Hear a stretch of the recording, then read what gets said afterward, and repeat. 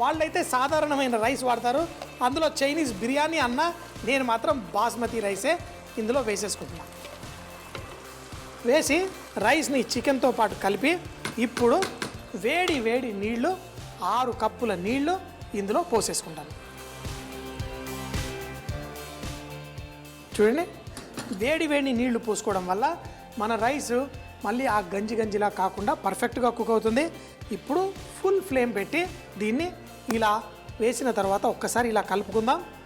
దీంట్లో తగినంత ఉప్పు వేసుకొని మనం దీన్ని, చెప్పాను కదా ఉప్పు చాలా తక్కువ పడుతుంది, మళ్ళీ వేసిన తర్వాత చూద్దామని ఇప్పుడు దీంట్లో కావలసినంత ఉప్పు వేసుకొని దీన్ని కలిపేసుకొని, దీన్ని ఉప్పు పర్ఫెక్ట్గా ఉంటేనే ఈ రైస్ పర్ఫెక్ట్గా వచ్చేస్తుంది. ఇప్పుడు ఉప్పు సరిపోయింది.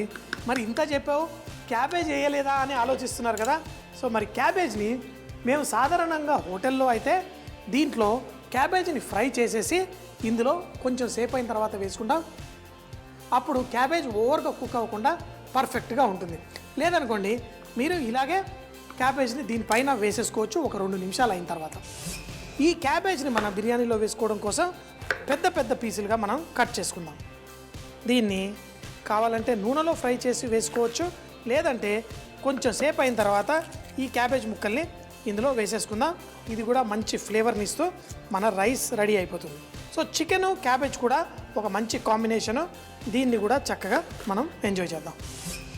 ఈ రైస్ వేసిన తర్వాత ఇలా ఉడుకుతున్నప్పుడు ఈ రైస్ని ఊరికే కలపకూడదు.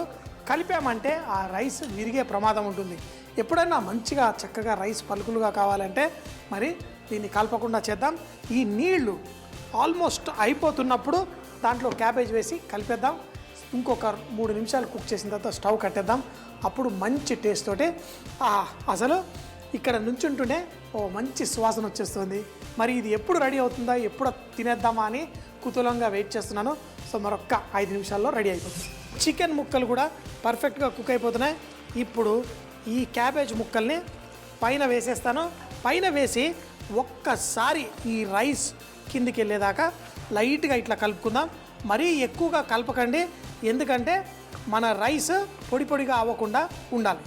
ఇప్పుడు మూత పెట్టి మరొక్క 3-4 నిమిషాల్లో ఈ cabbage chicken Chinese style biryani ready అవుతుంది.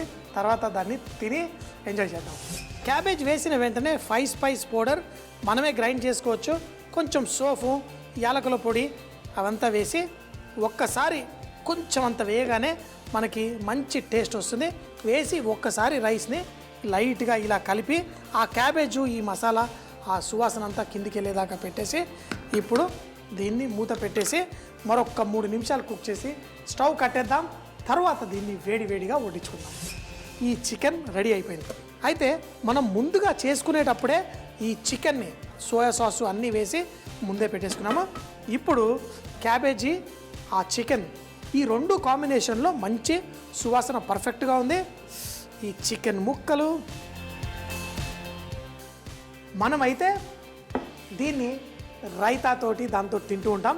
మరి వాళ్ళు కొంచెం పీనట్టు, నువ్వుల సాసు ఇలా చేసుకొని తింటారు.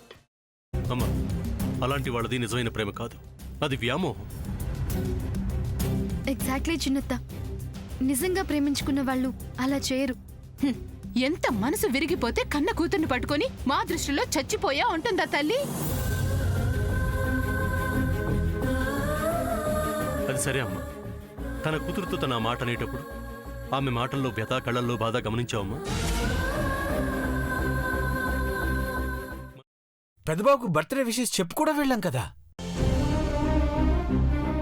ఊరికే ఎలా కాలిపోతుంది? మంట పెడితేనో పడితేనో తగలబడుతుంది.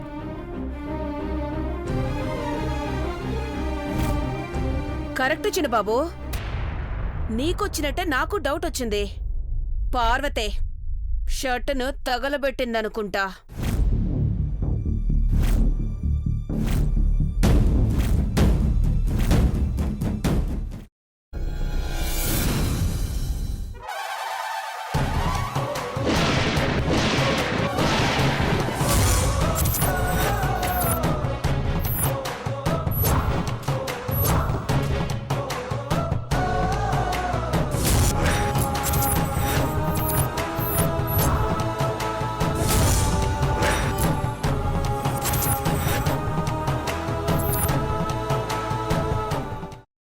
కున్న తర్వాత పొట్టు తీసేసి చాప్ చేసి పక్కన పెట్టుకోవాలి.